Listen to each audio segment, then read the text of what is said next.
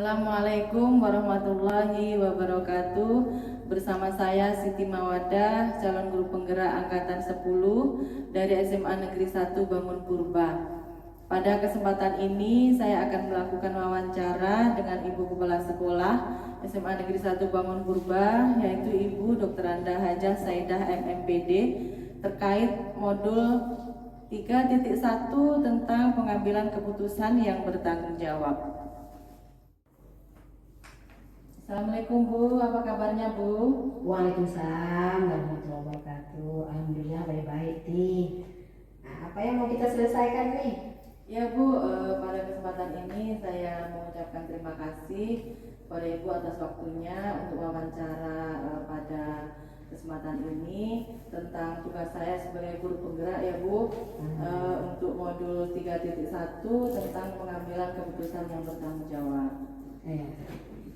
Baik Bu, mungkin Ibu selama menjadi kepala sekolah tentunya sudah mempunyai banyak sekali pengalaman ya Bu terkait pengambilan keputusan. Mungkin ada di situ dilema yang Ibu hadapi ya Bu ya. Jadi pada kesempatan ini saya ingin berbincang-bincang dengan Ibu untuk membahas hal itu ya Bu. Boleh. Ya, baik Bu, untuk yang pertama bagaimana Ibu dapat mengidentifikasi kasus-kasus yang merupakan dilema etika atau rujukan moral, Bu? Kalau bagaimana mengidentifikasinya, itu kadang-kadang kita tergantung kepada situasi yang dihadapi. Ya, Bu. Nah, contohnya kita ketika rapat memutuskan sesuatu, tentu kita banyak pertimbangan. Termasuk tadi masalah etika, itu kita harus melihat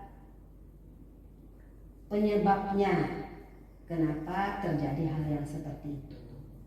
Jadi kadang-kadang kita perlu juga mempertanyakan penyebab terjadinya permasalahannya gitu. Oh iya Bu, baik Bu. Jadi kita lihat dulu penyebabnya ya Bu, Ya. sehingga nanti terdeteksi apakah ini dilema etika ataupun rujukan moral ya Bu ya.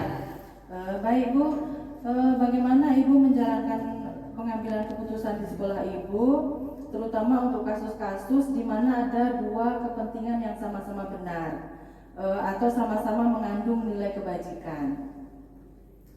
Kalau itu permasalahannya, kalau Ibu pribadi selama ini, itu yang pertama sekali Ibu akan pertanyakan lagi kepada majelis guru. Untuk memutuskan segala sesuatu itu Ibu tidak bisa langsung memutuskan, tetapi mengkaji kira-kira mana keputusan yang terbaik.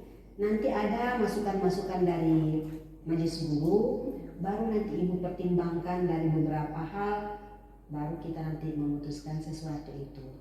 Walaupun mungkin di dalam hal itu sama-sama benar, tetapi perlu kita di situ mempertimbangkan mana yang lebih baiknya.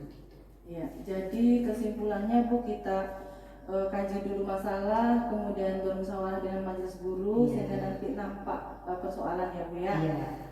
Baik Bu, kemudian baik Bu, jadi kemudian langkah-langkah Bu atau prosedur seperti apa yang biasa Ibu lakukan selama ini? Yang pertama, tidak terlepas dari kita membawa para majelis guru untuk berdiskusi. Kita contohkanlah dalam rapat kenaikan kelas, ada di antara peserta didik kita yang tidak mencapai KKM. Kalau lebih dari 3, itu kan secara aturannya berarti dia tidak naik kelas. Jadi dalam hal ini, kalau terutama lah di lingkungan kita ini dulu, sempat anak itu tidak naik kelas, itu kemungkinan besar memang dia akan putus sekolah. Jadi yang menjadi pertimbangan sama kita, ada rasa kasihan kita jika kita memutuskan sesuai dengan aturan itu. Jadi walaupun sebenarnya kalau dilihat dibandingkan dengan kawan-kawannya yang belajar dengan bagus mendapatkan nilai di atas KKM, kalau kita istilahnya memberikan hukuman kepada anak yang tidak tuntas, ini masih banyak pertimbangan yang harus kita pikirkan, karena nanti hubungannya ke putus sekolah dari anak-anak kita. Jadi inilah mungkin perlu kita Kalau saya sendiri itu mengajak kepada Bapak Ibu Majelis Guru, coba kita lebih maksimal untuk mengerjakan tugas-tugas kita, sehingga kalau ada tindakan preventif mungkin hal yang seperti itu tidak terjadi. Ya.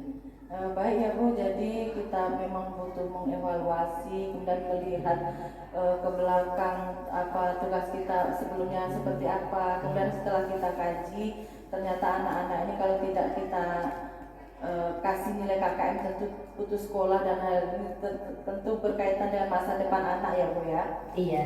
Ya. Kemudian juga gini, kalau kita lihat kadang-kadang permasalahan anak itu bersumber dari keluarganya. Jadi banyak anak-anak itu bermasalah di sekolah karena memang pada umumnya di rumahnya bermasalah. Jadi ini yang kadang-kadang perlu kita lebih pertimbangkan lagi gitu. Kasihan sama anak-anak, itulah istilahnya. Iya, baik Bu. Selanjutnya ya Bu, hal-hal apa saja yang selama ini Ibu anggap efektif dalam pengambilan keputusan pada kasus dilema etika Bu? Kalau dikatakan efektifnya itu ya memang tidak terlepas dari kerjasama dengan Bapak Ibu Majelis Guru. Saya cuma punya prinsip kalau sudah kita berusaha maksimal berarti sudah oke gitu. Cuman kembali ke kita, sudahkah maksimal usaha yang kita lakukan sehingga tidak ada kita merugikan peserta didik kita. Ya, intinya keberpihakan terhadap peserta didik ya Bu ya, dalam hal ini. Baik Bu, selanjutnya hal-hal apa saja yang selama ini merupakan tantangan dalam mengambil keputusan pada kasus-kasus dilema etika Bu? Kalau kita mengkaji masalah tantangan gitu ya, kadang-kadang kan namanya kita sebagai manusia ini punya karakter yang berbeda. Terutama kadang-kadang kalau sudah diajak musyawarah dengan para majelis guru, kan majelis guru juga punya istilahnya karakter yang berbeda. Jadi tidak semua bisa menerima nanti apa yang kita putuskan. Namun dalam hal ini saya akan selalu berusaha bagaimana caranya memberikan pemahaman kepada Bapak Ibu Majelis Guru terhadap keputusan yang diambil. Iya, berarti di sini memang kita harus memahami psikologis kawan-kawan kita Majelis Guru ya Bu, dalam hal ini tantangan terbesarnya ya Bu. Baik Bu, selanjutnya pertanyaan yang ingin saya sampaikan, apakah Ibu memiliki jadwal atau tata kala tertentu dalam menyelesaikan kasus dilema etika Bu? Kalau dikatakan jadwal itu memang tidak ada jadwal khusus, cuman kadang-kadang sifatnya itu kondusif. Jadi bagaimana kadang-kadang muncul permasalahan, barulah kadang-kadang kita mengadakan diskusi terutama dengan Bapak Ibu Majelis Guru. Iya Bu. Kemudian bentuk prosedur seperti apa yang Ibu jalankan Bu? Ibu kemudian untuk bentuk atau prosedur seperti apa yang Ibu jalankan Bu? Kalau masalah prosedur yang dijalankan itu kan kadang-kadang kita melihat situasi, langkah-langkah mana yang mau kita buat, ya terutama kita meminta masukan-masukan dari Bapak Ibu Majelis Guru, kemudian mendengarkan keluhan-keluhan apa yang dihadapi. Jadi kita juga minta dan nanti dari berbagai pihak untuk memberikan masukan. Baru nanti kita setelah mendengarkan apakah itu keluhan atau mungkin masukan dari kawan-kawan, jadi kita juga harus mempelajari seandainya nanti kita mengambil keputusan ini kira-kira bagaimana hasilnya begitu. Ya, luar biasa sekali ya Bu yang Ibu lakukan untuk menyelesaikan sebuah persoalan dilema ya Bu dalam hal ini. Tentu dalam hal ini kita mengerahkan seluruh tenaga yang kita miliki untuk mencari satu mungkin solusi yang terbaik ya Bu ya. Selanjutnya Bu, adakah seseorang atau faktor-faktor apa yang selama ini mempermudah atau membantu Ibu dalam mengambil keputusan dalam kasus-kasus dilema etika Bu?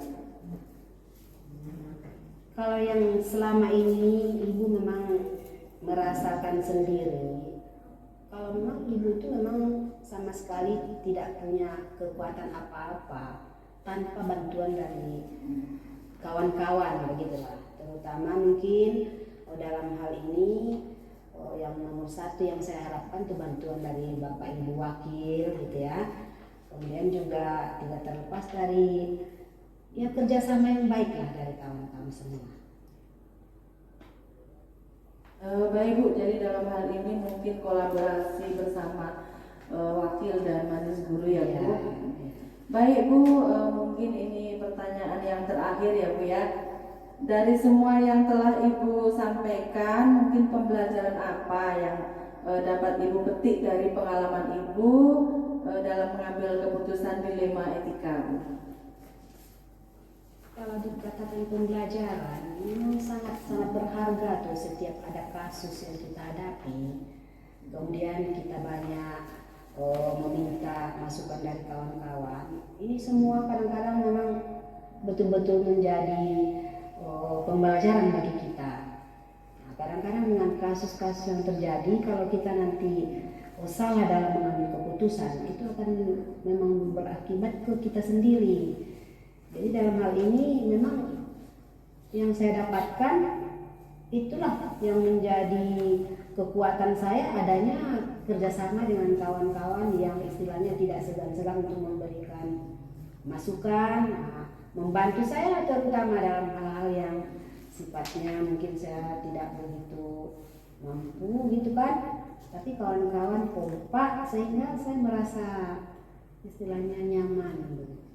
Ya Bu, jadi pembelajaran yang bisa kita ambil ini bahwa dengan berkolaborasi kita mempunyai sebuah kekuatan ya Bu, untuk mengambil keputusan dan akan melaksanakan keputusan itu dengan komitmen ya Bu ya, karena kita sudah putuskan tentu kita sudah tentu akan kita laksanakan ya Bu keputusan tersebut bersama-sama. Ya, istilahnya merasa tidak sendiri. Ya, merasa tidak sendiri dan kita nyaman dengan yang kita putuskan itu ya Bu. Baik ya Bu, terima kasih sudah membersamai saya pada wawancara ini. Terima kasih banyak. Mudah-mudahan bisa kita ambil manfaatnya untuk diri saya pribadi dan kita semua ya Bu. Saya akhiri. Wassalamualaikum warahmatullahi wabarakatuh. Waalaikumsalam warahmatullahi wabarakatuh. Assalamualaikum warahmatullahi wabarakatuh. Pada kesempatan ini saya akan melakukan wawancara dengan Bapak Muklis SHI. Beliau adalah Kepala Sekolah dari Madrasah Aliyah Al-Fatah Pasir Agung, Kecamatan Bangun Purba, Kabupaten Rokan Hulu. Assalamualaikum Pak, bagaimana kabarnya Pak? Alhamdulillah baik Bu. Ya, terima kasih ya Pak atas waktunya pada pagi hari ini. Saya ingin melakukan wawancara dengan Bapak terkait tugas saya sebagai calon guru penggerak ya Pak, untuk modul 3.1 yaitu tentang pengambilan keputusan dengan mempertimbangkan nilai-nilai kebajikan sebagai seorang pemimpin. Mungkin Bapak sebagai kepala sekolah sudah mempunyai banyak pengalaman ya Pak terkait dengan persoalan-persoalan di mana Bapak akan mengambil sebuah solusi dari permasalahan-permasalahan di mana terdapat dua hal yang sama-sama benar ya Pak dalam hal ini dilema etika. Baik ya Pak, saya akan mulai dengan pertanyaan yang pertama ya Pak. Selama ini bagaimana Bapak dapat mengidentifikasi kasus-kasus yang merupakan dilema etika ataupun rujukan moral Pak? Ya, di MA Plus Keterampilan Al-Fatah ini sebuah madrasah jadi berkaitan dengan etika anak-anak ini memang betul-betul kita perhatikan, karena bersamaan dengan itu sepakat majelis guru itu tidak dinaikkan. Jadi ada 2 orang anak dan kesalahan-kesalahan yang mereka lakukan ini sebenarnya sangat fatal, akumulasi dari 1 tahun pelajaran. Jadi dinasihati oleh guru bidang studi, kemudian wali kelas, pembina OSIS, kemudian wakil siswaan, bahkan orang tuanya sudah beberapa kali juga kita panggil, dan sebenarnya tidak bisa dimaafkan. Tapi karena kita memikirkan bahwa madrasah kita ini terletak di desa, dan salah satu niat dari tokoh-tokoh masyarakat atau masyarakat dan yayasan mendirikan madrasah kita ini adalah bagaimana anak kita di desa ini, desa Pasir Agung ini khususnya bisa belajar di madrasah kita ini. Jadi memikirkan hal ini, mau tak mau memang anak tidak naik kelas ini kita beri solusi. Dan pada akhirnya memang harus diambil sebuah keputusan di mana keputusan itu disetujui oleh seluruh majelis guru dan koordinasi dengan orang tua, ya Pak ya. Baik Pak, kemudian selama ini bagaimana Bapak menjalankan pengambilan keputusan di sekolah Bapak itu, terutama untuk kasus-kasus di mana ada dua kepentingan yang sama-sama benar atau sama-sama mengandung nilai kebajikan. Jadi berkaitan dengan pelaksanaan katakanlah mengenai penerapan kedisiplinan di madrasah kita ini, itu tentunya kita mulai dari guru bidang studi. Ketika dia mengajar, tentunya guru bidang studi tidak hanya mengajar saja, harus juga guru bidang studi menanamkan nilai-nilai akhlakul karimah, tata krama dan lain sebagainya kepada anak-anak kita. Kemudian kadang-kadang tindakan-tindakan pelanggaran disiplin ini tidak bisa diatasi oleh guru bidang studi. Nah, tentu secara berjenjang kasus ini diserahkan kepada wali kelas. Tidak bisa diselesaikan oleh wali kelas pembina OSIM. Tidak bisa diselesaikan oleh pembina OSIM, ada guru bimbingan konseling kita, kemudian kewakasiswaan, dan terakhir nanti tentunya kepala madrasah yang ikut menanganinya juga. Ya, terima kasih.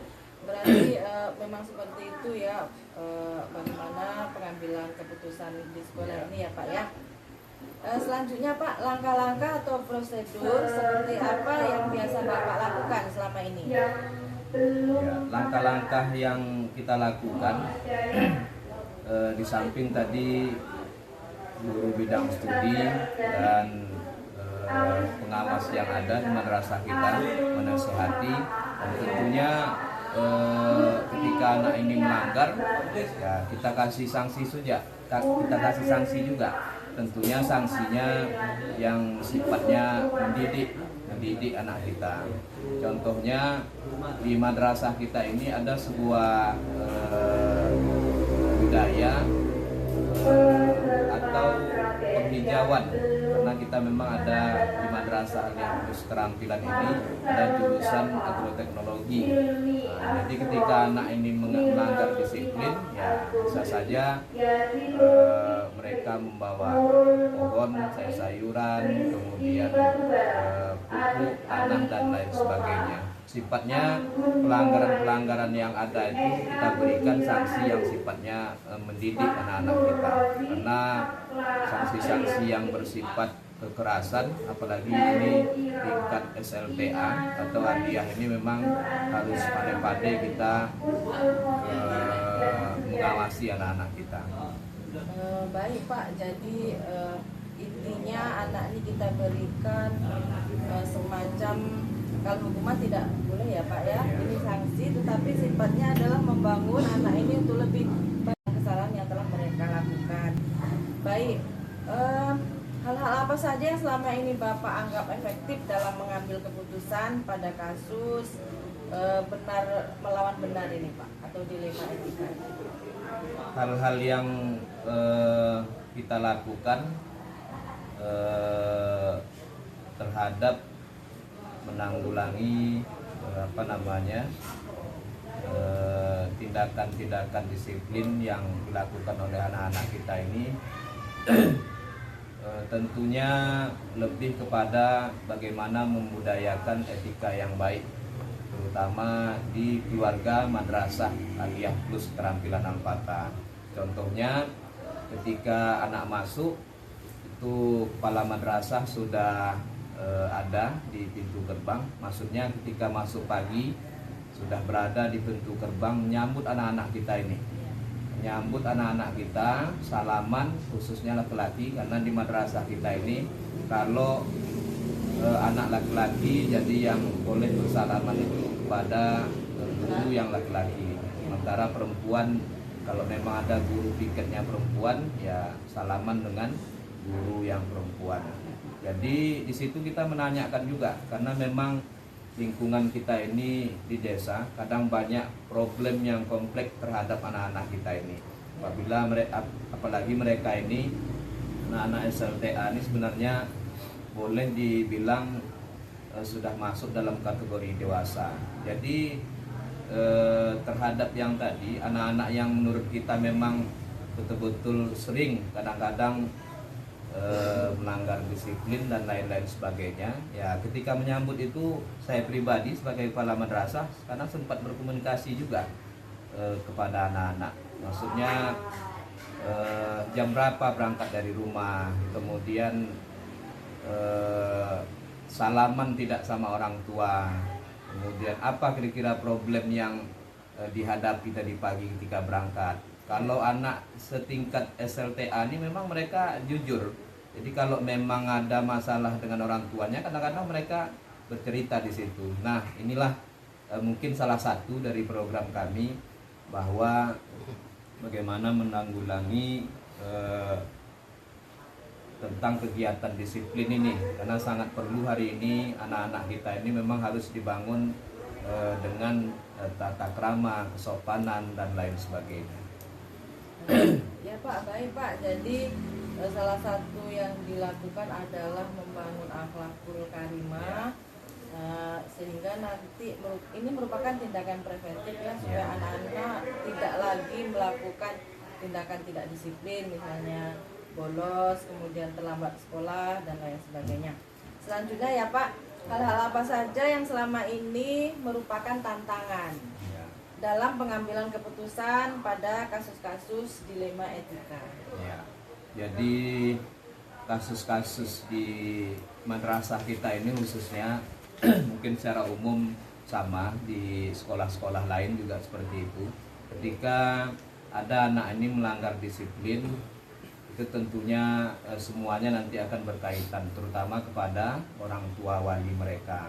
Kadang-kadang ketika sampai putusan kita itu memanggil orang tua, ini beberapa informasi atau kegiatan yang sudah kita lakukan oleh wakasiswan kepada anak itu, ketika disampaikan ke orang tua oleh anak itu bahkan keterangan sebaliknya, keterangan tidak benar.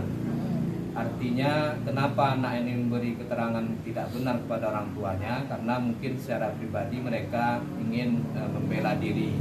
Nah, itu nanti akan dijumpai titik terangnya ketika kita panggil orang tua.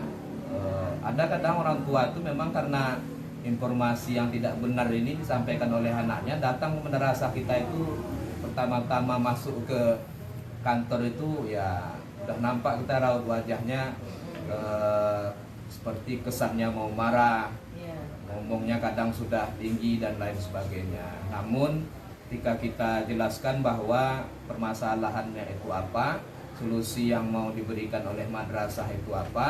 Ya, baik Pak. Jadi di sini terkadang persoalan itu berawal dari informasi ya yang tidak benar dari siswa ke orang tua. Namun demikian dari pihak sekolah tetap memberikan nanti informasi yang benarnya. Tentu saja hal ini demi solusi yang terbaik ya dari persoalan-persoalan yang muncul di madrasah kita ini. Kemudian Pak, apakah Bapak memiliki jadwal tertentu atau istilahnya tata kala dalam sebuah penyelesaian kasus dilema yang terjadi di MAHK? Ya, jadi di samping mungkin majelis guru